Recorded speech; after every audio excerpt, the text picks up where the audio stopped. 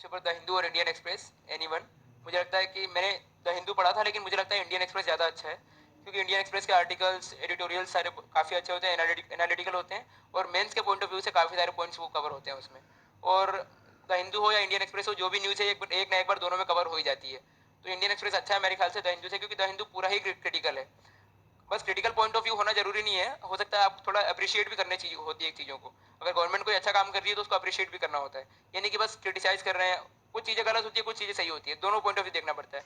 लेकिन मुझे लगता है कि द हिंदू में खाली गवर्नमेंट के अगेंस्ट ही पूरा लिखते हैं। थोड़ा प्रो गवर्नमेंट भी आपको लिखना होता है, क्योंकि ये गवर्नमेंट की ही एग्जाम है, आप ब्यूरोक्रेसी में ही जाने वाले हो। तो उसके लिए आप इंडियन एक्सप्रेस फॉलो कर सकते हो, ज़्यादा अच्छा है। अगर द हिंदू में कोई आर्टिकल अच्छा आ रहा है तो उसको देख सकते हो, नो डाउट। लेकिन द हिंदू और इंडियन एक्सप्रेस में से आप दोनों पढ़ के देखो, जिसकी लैंग्वेज अच्छी है वो आप चूज कर सकते हो। इंडियन भी पढ़ोगे तो कोई नुकसान नहीं होगा आपका। डेली करंट अफेयर्स किसी एक ऑनलाइन वेबसाइट का, मैं नाम नहीं लूंगा, आपको पता है ऑनलाइन वेबसाइट कौन कौन सी है, नाम ले ही लेता हूँ, क्या जाता है। इनसाइट्स है, ओनली आईएएस है, आईएएस बाबा है, किसी एक को फॉलो कर सकते हो आप, और रिलीजियसली उसी को फॉलो करो। ये नहीं कि आज इनसाइट्स किया, कल वो कर रहे हो, परसों वो कर रहे हो। एक से करोगे तो सारी न्यूज़ कवर हो जाएगी आपकी। और अगर डेली करने का आपको टाइम नहीं मिल रहा है, वैसे 5 से 10 मिनट में कवर हो जाती है, 5 से 6 न्यूज़ रहती है हार्डली। उसको आप अपनी नोटबुक में लिख सकते हो। और न्यूज़पेपर का भी आप 1, 2, 3 और 4, जो जनरल स्टडीज़ का 1, 2, 3, 4 का पेपर है, उसके अकॉर्डिंग आप नोट्स बना सकते हो। 4 कॉपी बना लो 1, 2, 3, 4 की। कोई एथिक्स से रिलेटेड न्यूज़ है, किसी ब्यूरोक्रेट ने अच्छा परफॉर्म किया है, या फिर एथिक्स कहीं अपनी शो की है, कहीं ऑनेस्टी उसकी दिखी है, कहीं इंटीग्रिटी दिखी है, तो वो आप इसमें लिख सकते हो। कोई केस स्टडी दिखी है आपको तो वो लिख सकते हो इसमें। और 3, 2, 1 का आप सिलेबस लिख लो उस कॉपी में, फर्स्ट पेज पे। और जो भी उससे उससे रिलेटेड चीज़ें लगे, जैसे पॉलिटी में अगर कोई रिजर्वेशन वाला इशू है, आपको लग रहा है वो पेपर 2 का पार्ट है, तो पेपर 2 में उससे रिलेटेड जो भी मेंस का अगर पॉइंट ऑफ व्यू से कोई आर्टिकल वगैरह है, कोई एनालिसिस है, वो उसमें लिख सकते हो आप। फैक्ट वाली चीज़ें भी लिख सकते हो और एनालिसिस वाली चीज़ें भी लिख सकते हो। करंट अफेयर्स भी आप इसी में लिख सकते हो, या तो ये कर सकते हो कि अगर डेली पढ़ने का टाइम नहीं मिल रहा है तो जो मंथली कंपाइलेशन आता है करंट अफेयर्स का, एक दिन लगेगा हार्डली, मतलब 3 to 4 आवर्स, उसमें आप डेली वाला एक किसी पेज में नोट डाउन करके रख लो, मतलब क्रिस्प बना के रख लो। जैसे मैंने ये किया था कि जिस भी मैं ऑनलाइन वेबसाइट को फॉलो करता था, उसका मंथली मेरे पास सारा तैयार था। सितंबर का मेरे पास 5 या 6 पेजेस में तैयार था, अक्टूबर का 5 या 6 पेजेस में तैयार था। ऐसे हर मंथ का मेरे पास 3 या 4 या 5 पेजेस में तैयार था। तो जब भी जैसे मैं अक्टूबर का, जैसे होता है ना सेक्शनल टेस्ट में सिलेबस दिया होता है कि इसमें पॉलिटी और हिस्ट्री आएगा, और साथ में अक्टूबर या और नवंबर का करंट अफेयर्स भी पूछेंगे हम लोग। तो जब मैं वो टेस्ट देने बैठता था तो अक्टूबर और नवंबर का करंट अफेयर्स मैं अपने कोचिंग से देखता था। कोचिंग वाले मतलब जो भी नोट्स होते थे इसमें ऑनलाइन वेबसाइट्स वाले, जो मैंने 3 या 4 पेजेस में बनाए होते थे, साथ में न्यूज़पेपर का अक्टूबर से लेकर नवंबर तक का पूरा देख लेता था टाइमलाइन से। और साथ में ये जो मंथली करंट अफेयर्स आप किसी भी एक कोचिंग का फॉलो कर रहे हो तो उसके बाद मैं टेस्ट लिखता था। तो ऐसे ही आप मंथली बना सकते हो हर ऑनलाइन वेबसाइट की एक किसी की, और या तो आप इसके साथ ही बना सकते हो, न्यूज़पेपर वाली कॉपी में ही इसको नोट डाउन करते सकते हो। अब ये नहीं कि आपको दोबारा पढ़ना है तो पूरा मंथली आप 150 पेजेस का पूरा रिवाइज कर रहे हो, उसमें बहुत ज़्यादा टाइम जाएगा। आप नोट्स बनाते जाओ। अगर 150 न्यूज़ है तो 5 या 6 पेजेस में कवर हो जानी चाहिए। और उसका ये है कि अगर जैसे कि इतना बड़ा है तो उसको एक हेडिंग दो, 2-3 बुलेट पॉइंट्स लिखो जो जो मेन फैक्चुअल चीज़ें हैं प्रीलिम्स के लिए, और इतने में ही इतने बड़े न्यूज़ को कवर कर लो। तो छोटे छोटे करते जाओगे तो ऐसे एक हेडिंग, जैसे अगर कोई नई कमेटी बनी है उस कमेटी का नाम भर लो, साथ में उसका पर्पस लिख दो, जो 2-3 पर्टिकुलर्स हैं कि कितने मेंबर्स हैं, क्या क्या एज वगैरह है, और कितने टाइम के लिए अपॉइंट हुई है, वो थोड़े बहुत पर्टिकुलर्स बुलेट पॉइंट्स में लिख लो। वो न्यूज़, इतनी पूरी न्यूज़ इतने में कवर हो जाएगी। ये अगर नोट मेकिंग प्रैक्टिस करोगे तो ईजिली आप कवर कर लोगे। ऐसे ही करके 5 या 6 बजे से आप बनाते जाओ। डेली करंट अफेयर्स सोते से पहले एक देख सकते हो आप। पीआईबी को डेली फॉलो करो।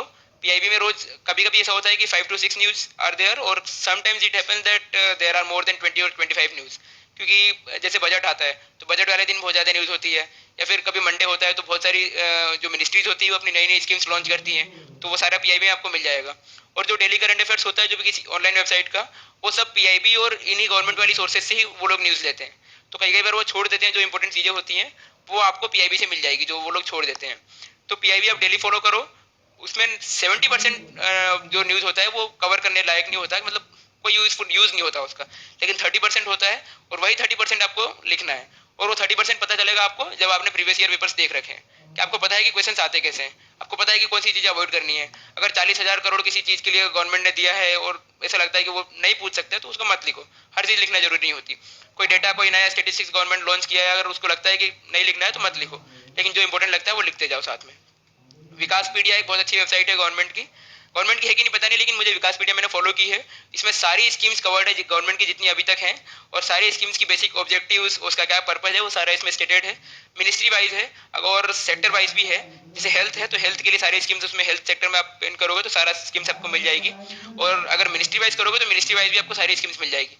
कौन सी स्कीम का सब सेक्टर स्कीम्स कौन कौन सी है और गवर्नमेंट ने कब लॉन्च की, उसका जो अगर कुछ अमेंडमेंट हुआ तो कब हुआ, वो पूरा इस पे दिया हुआ है विकासपीडिया पे। तो जब भी टाइम मिले विकासपीडिया का आप ऐप डाउनलोड कर सकते हो या फिर ब्राउजर पे भी देख सकते हो। और पीआरएस का मंथली एक फॉलो करो। हाफ ईयरली पॉलिसी रिव्यू भी आता है लेकिन वो ज़्यादा होता है।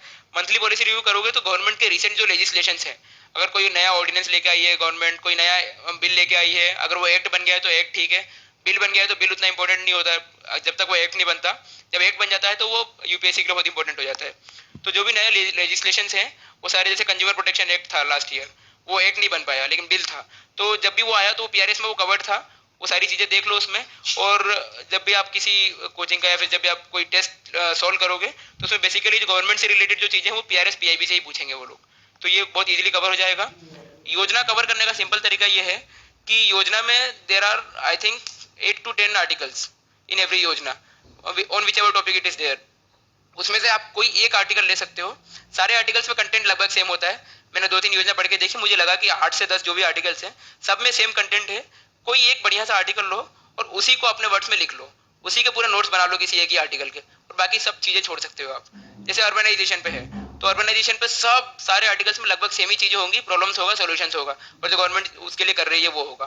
तो वो किसी एक बढ़िया आर्टिकल को लो, उसी आर्टिकल का पूरा समरी बना लो, और जो फर्स्ट पेज पे होता है, जो फर्स्ट पेज पे एडिटर्स नोट्स होता है उसका, जो एडिटर अपने वर्ड्स में कुछ लिखता है और एडिटर नोट जो भी होता है, वो फर्स्ट पेज का देख सकते हो आप। और फर्स्ट पेज के बाद कोई एक आर्टिकल, फर्स्ट पेज भी एक पेज का होता है, उसका जो प्रेफिस होता है उस पर्टिकुलर टॉपिक पे, वो देख सकते हो। और साथ में कोई एक आर्टिकल बढ़िया सा देख लो और उसी से पूरी योजना कवर हो जाएगी।